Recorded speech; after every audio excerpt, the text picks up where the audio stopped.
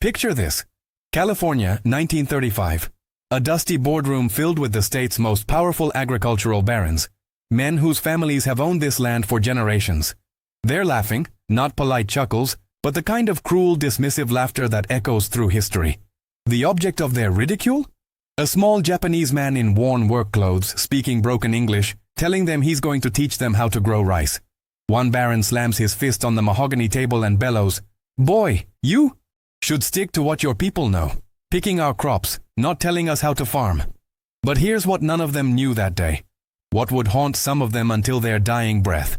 That boy would revolutionize an entire industry, feed millions, and die 55 years later as one of the most respected agricultural innovators in American history, with even his harshest critics traveling across the state to pay their respects. Before we dive into this extraordinary story, drop a comment below and let me know where you're watching from and if you've ever been underestimated because of where you came from. This isn't just another immigrant success story. This is the account of Kiyoshi Morita, a narrative so profound in its lessons about perseverance, innovation against prejudice, and the quiet dignity that ultimately conquers institutional arrogance that it challenges everything we think we know about strength, success, and redemption. What makes Kiyoshi's journey absolutely unprecedented is that he didn't just succeed despite the system designed to crush him, he fundamentally transformed that system, turned his oppressors into students, and built a legacy so undeniable that men who once spat at his feet would one day stand with tears in their eyes at his funeral, finally understanding what true greatness actually looks like. The year was 1912 when young Kiyoshi Morita first stepped onto California soil. He was 17 years old, barely spoke English, and carried everything he owned in a single cloth bundle. His family back in rural Japan had pooled their meager savings to send him to America with one desperate hope: that he might find work, send money home, and perhaps, just perhaps, build something better.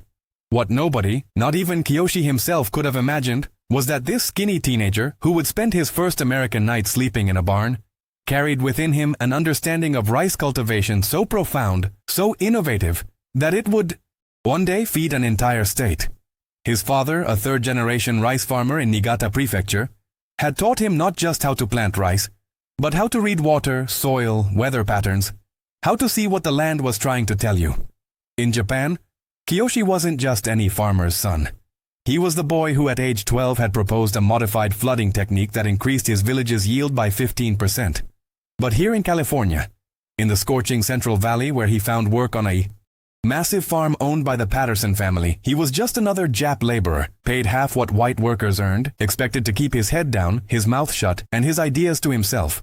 The Patterson farm, like most large operations in California's agricultural heartland, had recently started experimenting with rice cultivation. The California rice industry was in its infancy, barely a decade old, and struggling. Yields were poor, costs were astronomical, and most farmers viewed rice as a risky novelty crop that would never match the profitability of wheat or barley.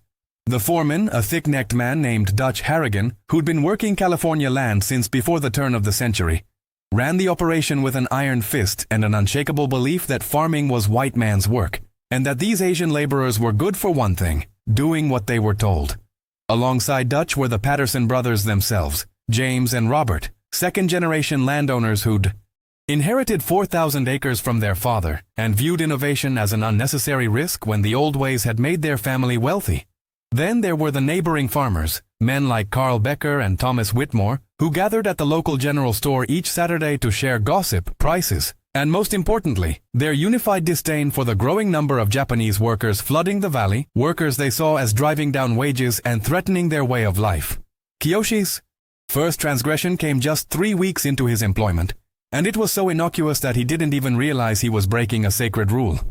He was working in the southern 40 acres, the Patterson brothers' latest attempt at rice cultivation, watching the flooding patterns with growing concern.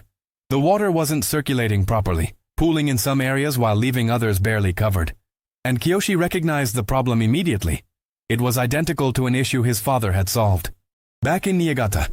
Without thinking, operating on pure instinct and a genuine desire to help, he approached Dutch Harrigan and, in his halting English, tried to explain that the field needed to be leveled differently, that the irrigation channels were positioned wrong, that if they didn't fix it soon, the entire crop would be compromised. The silence that followed was deafening. Dutch stared at him, face reddening, and then did something that would echo through Kiyoshi's entire first year in America. He grabbed Kiyoshi by his collar, dragged him to the center of the field where 20 other workers could see, and said loud enough for everyone to hear, "Listen up, boys. The Jap here thinks he can tell me how to farm. Me. I've been working this land since before this little monkey was born, and he's gonna tell me about irrigation." The laughter was brutal. Not just from Dutch, but from the white workers, some of whom Kiyoshi had thought might be friendly. Dutch wasn't finished. He forced Kiyoshi to his knees in the mud and said, "This is where you belong. In the dirt. You understand? You don't think. You don't talk. You work." And to make sure the lesson stuck, Dutch cut Kiyoshi's hours and pay for the next 2 weeks. A punishment that meant Kiyoshi couldn't send money home to his family, couldn't afford proper meals, and most painfully learned that in this new land, his knowledge, his skill, his desire to help meant absolutely nothing. But here's what Dutch Harrigan and the Patterson brothers didn't understand about Kiyoshi Morita. Humiliation wasn't going to break him. It was going to forge him. That night, shivering in the bunkhouse, stomach empty, Kiyoshi made a promise to himself. He would show them. Not through confrontation, not through anger, but through results so undeniable that they would have to acknowledge the truth. He began working in ways that seemed almost impossible to his fellow laborers.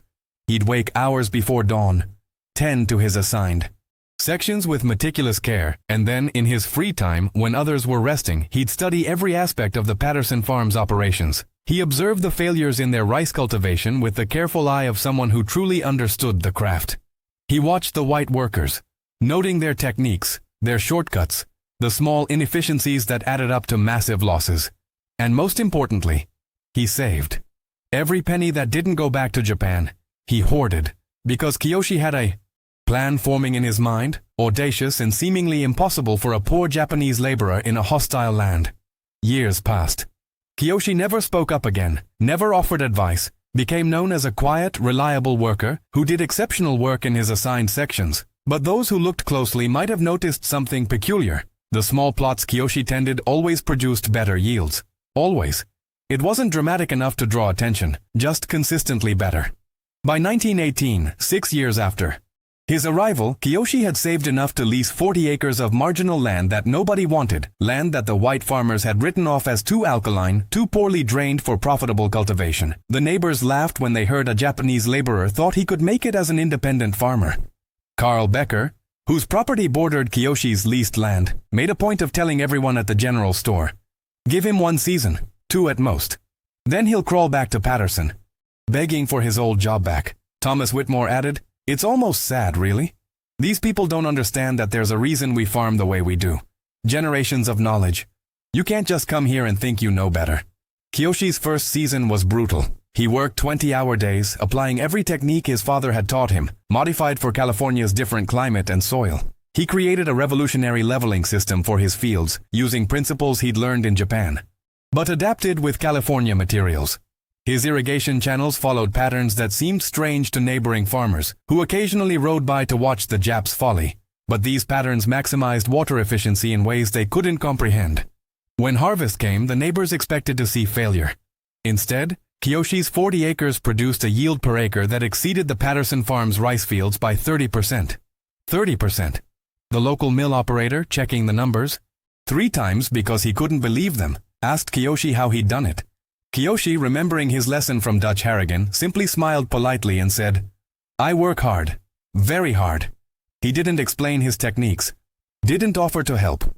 Because now, after 6 years of humiliation, Kiyoshi understood something profound about human nature and power dynamics. People only listen when they have no choice, when the evidence becomes so overwhelming that pride itself becomes impossible to maintain. Over the next decade, Kiyoshi expanded methodically. He leased more marginal land, always the acres nobody wanted, and transformed each section into productive rice fields that consistently outperformed the established farms. By 1928, he owned 600 acres, employed 12 workers, all Japanese immigrants like himself, and had developed innovations in rice cultivation that were starting to attract attention from agricultural researchers at the University of California. Hideyoshi created a specific flooding and drainage cycle that maximized yield while minimizing water use, critical in California's drought-prone climate. He developed a method for soil amendment that transformed alkaline land into productive fields. He'd pioneered techniques for seed selection and timing that increased germination rates. And here's the beautiful irony. The Patterson brothers, the Beckers, the Whitmores, all the families who'd mocked him, were now watching their profit margins shrink as rice prices dropped due to better supply, watching their yields stagnate while Kiyoshi's farms flourished, and slowly, painfully, beginning to realize that maybe, just maybe, the Jap laborer actually knew something they didn't. But knowledge and grudging respect are different things. The real turning point, the moment when everything crystallized, came in 1935, at the Central Valley Agricultural Cooperative meeting.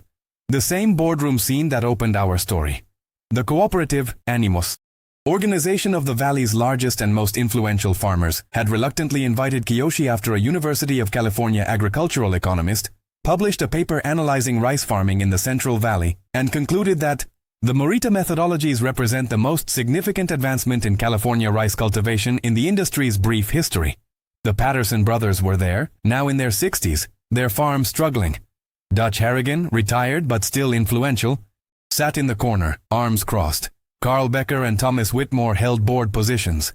These men had spent 23 years watching Kiyoshi rise, and every acre he succeeded on felt like a personal indictment of their own limitations. When Kiyoshi entered, wearing his simple work clothes because he still believed that a farmer's place was in the fields, not in expensive suits, the temperature in the room dropped. James Patterson called the meeting to order and said, with barely concealed contempt, "Gentlemen, we've invited Mr. Morita here today because apparently some academics think he has something to teach us about farming. So Morita, you have 15 minutes. Tell us what you know that we don't." The tone was unmistakable. This wasn't an invitation to share knowledge. This was a setup, a chance for these powerful men to publicly humiliate the upstart who'd made them look foolish by succeeding where they'd failed. Kiyoshi stood at the front of the room, looking at faces that held 2 decades of accumulated resentment, and he made a choice. He began to speak, his English now fluent but still accented, and he didn't talk about techniques. Not yet. He told them a story. "When I first come to California, I am 17. I work for Mr. Patterson and I try to help with rice field. I see problem with water, with leveling. I tell foreman Mr. Harrigan and he put me in mud on my knees. He tell me I am monkey, I don't think, I don't talk, I only work. This is my first lesson in America." The room shifted uncomfortably. Dutch Harrigan's face reddened, but Kiyoshi continued, his voice calm, measured, without accusation.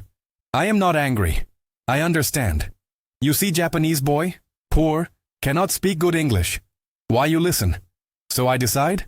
I show you instead. I work harder than anyone. I study your land like I study sacred text. I save money. I lease land nobody want, and I grow rice using method my father teach me, method his father teach him.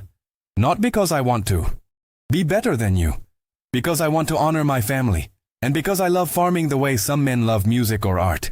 It is in my blood, in my spirit." Carl Becker interrupted, unable to contain himself. "That's a touching story, Morita. But we didn't invite you here for sentiment. We're businessmen. If you have actual techniques worth sharing, share them. Otherwise, stop wasting our time." Thomas Whitmore added, "And let's be honest, your success has driven down rice prices for all of us. You might be profitable, but you've hurt this industry as much as helped it." The hostility was palpable, the dismissiveness designed to put Kiyoshi back in his place. But Kiyoshi didn't react with anger. Instead, he asked a question that would change everything. "Mr. Becker, Mr. Whitmore, tell me please, why you grow rice?" The question was so unexpected that both men looked confused. Becker answered first. "To make money, obviously. What kind of question is that?" Kiyoshi nodded slowly. "Yes. To make money. This is good answer. Honest answer. But I grow rice for different reason. I grow rice because rice feed people. Rice keep family alive. In Japan, we say rice is life itself. When I plant rice, I think about mothers feeding children, about workers with energy to build, about communities with full bellies. Money come from this, yes, but money is not purpose. Service is purpose. This is difference between us." The room went silent. It was the kind of silence that feels like a held breath, like the moment before thunder. James Patterson, who'd been quiet until now, spoke up, and his voice had an edge that could cut glass. "So what you're saying, Morita, is that we're greedy and you're noble? That we don't care about people? You come into our valley, undercut our prices with your efficient little operation, employ only your own people, And now you have the audacity to suggest we lack moral purpose. The tension exploded. Dutch Harrigan stood up, pointing at Kiyoshi. I remember you, the little punk who thought he knew better on day one. You know what your problem is, Morita? You still think you're better than us. You hide it behind this humble farmer act, but we see through it. You're arrogant. Always have been. Other voices joined in, a chorus of accumulated resentment. He's right. You think because some university paper praised you, you're special. You're still just a tenant farmer, Morita. You lease land. You don't own hardly any of it. You're one bad season away from losing everything. The attacks came from all sides, designed to wound, to remind Kiyoshi of his place in the hierarchy. And here's where Kiyoshi demonstrated the kind of wisdom that transcends business, that speaks to character forged in fire. He let them finish. Didn't interrupt, didn't defend, just stood there, absorbing their words like rain on stone. And when the room finally exhausted itself, he spoke again, and his voice was somehow both softer and more powerful than before. You are right. I do not own much land. I lease most of it. I am one bad season from losing everything. This is true. But I tell you something else also true. I am not afraid of bad season because I know rice. I understand every part of growing rice, from seed to harvest, because I do not just manage rice farming, I live rice farming. When flood come in 1928, remember, your fields lose 60% of crop, my fields lose 20%, not because I am lucky, because I prepare for flood. I study weather, I know how to protect fields. When drought come in 1931, your wells go dry. My wells have water because I dig them in right places, use water-efficient irrigation. You think I am arrogant? No.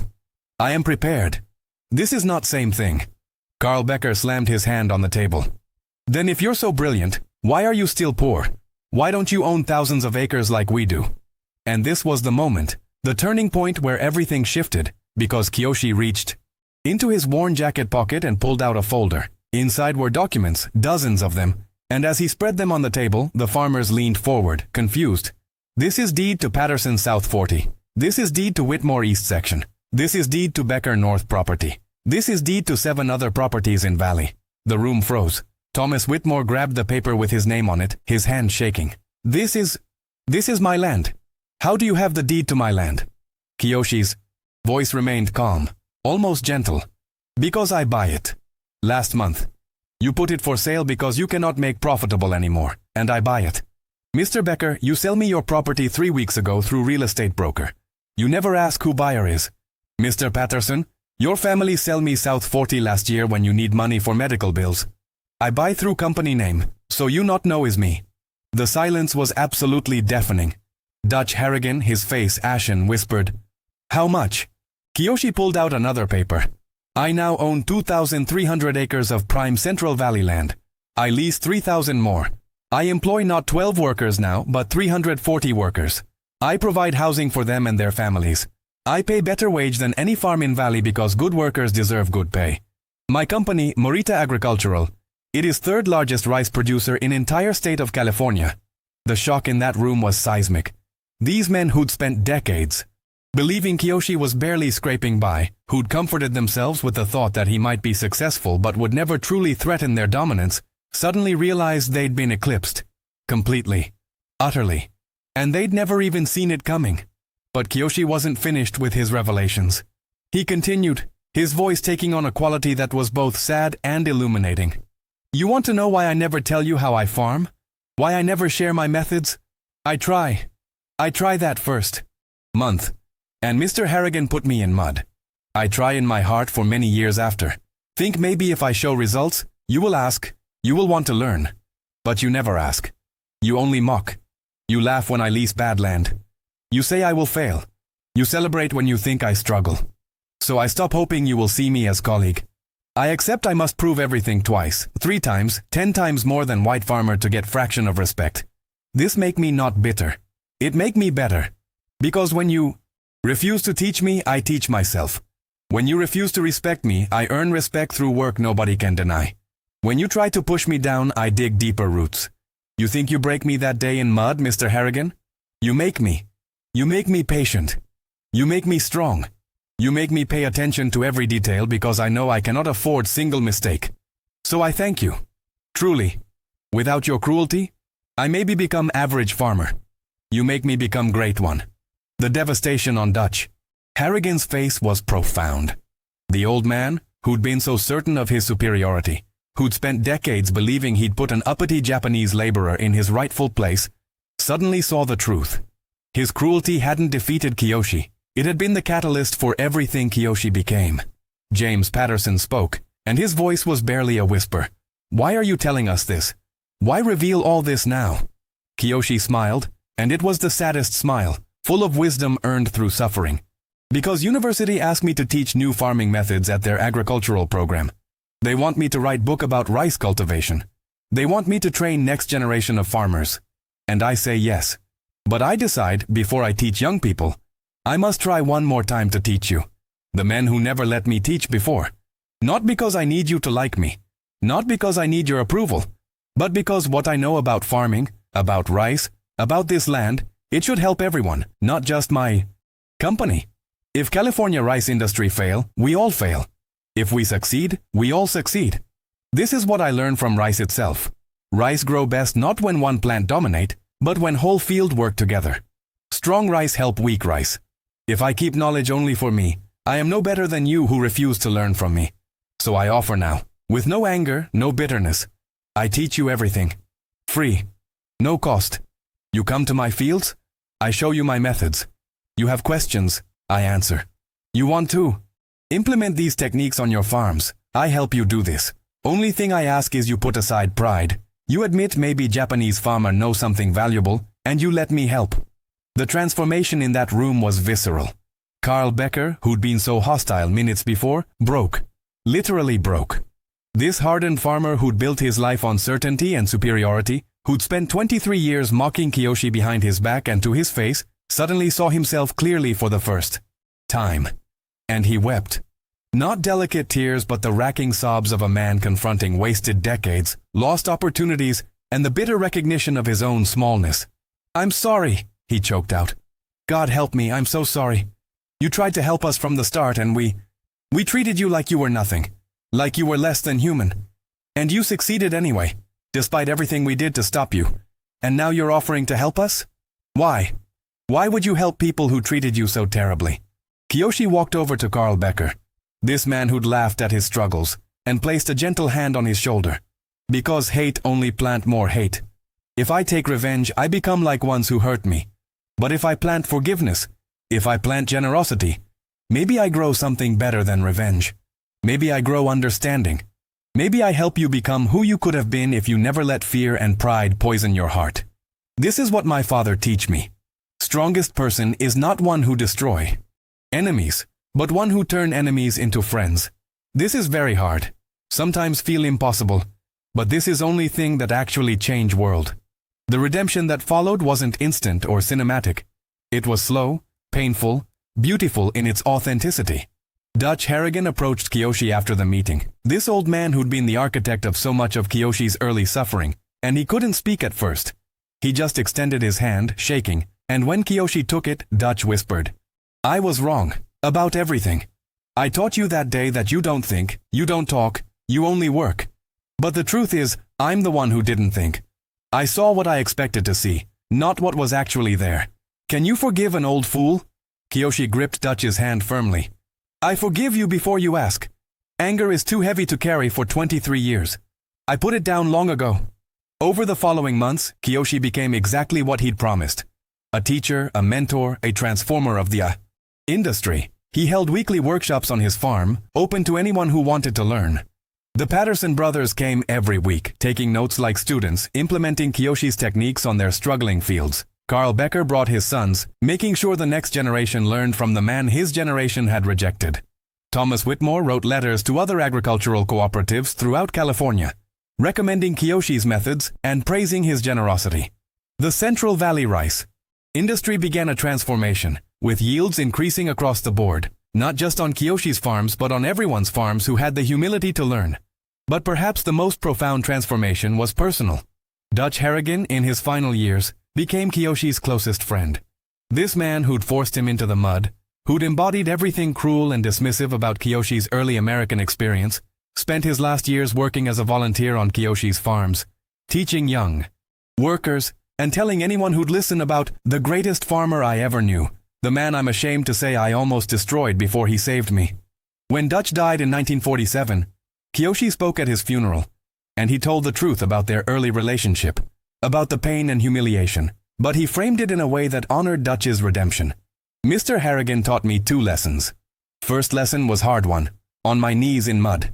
He teach me that world can be cruel, that people judge by appearance, not by ability. But second lesson, this one came decades later, was more important. He teach me that people can change, that hate can become love, that enemies can become brothers. Without first lesson, second lesson mean nothing. Together, they teach me everything I need to know about being human. Kiyoshi Morita continued farming until the age of 87, long past the age when most men retire. Because for him, farming was never just a business. It was a calling, a spiritual practice, a way of serving. By the time of his death in 1990, Morita Agricultural had become one of California's largest rice producers, employing over 2,000 workers, most of them Japanese-American, Mexican, and Filipino immigrants, who Kiyoshi paid above market wages and provided with benefits unheard of in agricultural labor. He'd established a scholarship fund that sent hundreds of farm workers' children to college. He'd donated millions to agricultural research, to immigrant support, services, to causes that helped people who reminded him of his 17-year-old self, arriving in America with nothing but hope and determination. But his most lasting legacy wasn't measured in acres or dollars. It was measured in the transformation of an industry and, more importantly, in the transformation of hearts. When Kiyoshi died at 90, his funeral was extraordinary. Over 3,000 people attended, and the Central Valley Agricultural Cooperative, the same organization that had once barely tolerated his presence, organized the entire event. James Patterson, now 92 and in a wheelchair, was there, insisting on being present despite his fragile health. Carl Becker's sons carried the casket, honoring the man who'd taught their father the meaning of humility. The governor of California gave a eulogy. Agricultural researchers from universities across the country came to pay respects. But perhaps most meaningful, dozens of elderly white farmers, men who'd spent their youth mocking the Jap laborer, stood in tears, because they'd lived long enough to see what real greatness looked like. And it looked like a humble man who turned cruelty into compassion, rejection into revolution, and hate into harvest. The lesson of Kiyoshi Morita's life isn't just about perseverance, though he certainly persevered. It isn't just about innovation, though he revolutionized an industry. It's about something more fundamental to human existence, the choice we make when faced with cruelty and injustice. Kiyoshi could have become bitter. He could have hoarded his knowledge, enjoyed watching his tormentors fail, taken satisfaction in his success while they struggled. Nobody would have blamed him. But he understood something profound. That revenge feels satisfying for a moment, but leaves you empty, while forgiveness and generosity, though harder, plant seeds that grow for generations. He understood that true strength isn't about dominating others. It's about lifting others up, even when they don't deserve it, especially when they don't deserve it. He understood that the measure of a person isn't found in how they treat those who respect them, but in how they treat those who've wronged them. And perhaps most importantly, he understood that redemption, both personal and collective, is always possible if we have the courage to admit we were wrong and the humility to learn from those we once dismissed. Today, if you visit the Central Valley, there are rice fields as far as the eye can see, feeding millions of people across America and the world. Every farmer who works that land, whether they know it or not, uses techniques pioneered by a poor Japanese immigrant who was told he didn't think, didn't talk, only worked. There's a statue of Kiyoshi Morita at UC Davis at the agricultural school he supported for decades, and the inscription reads simply, "He turned mud into legacy." But the real monument to Kiyoshi isn't made of bronze. It's in the hearts of people who learned from his example that greatness isn't about power or domination. It's about patience, wisdom, and the radical act of blessing those who curse you. It's in the understanding that the strongest response to hate isn't more hate, but a love so persistent, so undeniable, that it transforms everything it touches. It's in the knowledge that when someone tries to push you into the mud, you can choose to let that mud become the fertile soil from which you grow something beautiful. If this story moved you, if it challenged you to think differently about strength, forgiveness, and what it means to truly overcome, hit that like button and subscribe to this channel for more stories of ordinary people who did extraordinary things through character rather than circumstance. Share this video with someone who needs to hear that being underestimated isn't the end of your story, it's just the beginning. And leave a comment below. Who in your life taught you the most? Through their cruelty, and how did you transform that pain into purpose? Because Kiyoshi's story reminds us that we're all writing legacies every single day through our choices about how we respond to injustice, how we treat those who've wronged us, and whether we hoard our gifts or share them generously. The Rice King didn't become great because he conquered his enemies. He became great because he loved them anyway, taught them anyway, lifted them anyway, and in doing so, he showed us all what real victory looks like.